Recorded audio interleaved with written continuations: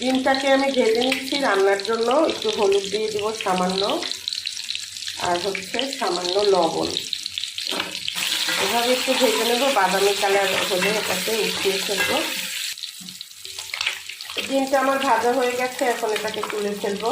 ডিমটা বসিয়ে দিয়েছি, আর এখানে ডিম যে তেলে ভেজেছি সেই তেলটাই দিয়ে দিয়েছি। এখন পেঁয়াজ কুচি দিয়ে দিলাম।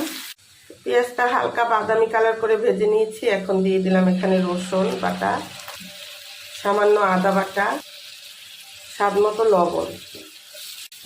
তো দিয়ে দিলাম মরিচের গুঁড়া, হলুদের গুঁড়া, সামান্য ধনিয়ার গুঁড়া, সামান্য জিরার গুঁড়া। মশলাটা কিন্তু আমার কষানো হয়ে গেছে। এখন এর মধ্যে আমি ডিম দিয়ে দিচ্ছি।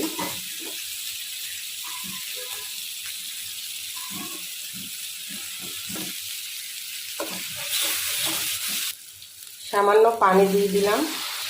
তো রান্নাটা কিন্তু আমার হয়ে গেছে। এখন জিরার গুঁড়ো দিয়ে দেবো। জিরার গুঁড়ো দিয়ে নেড়ে চেড়ে এটাকে তুলে ফেলবো।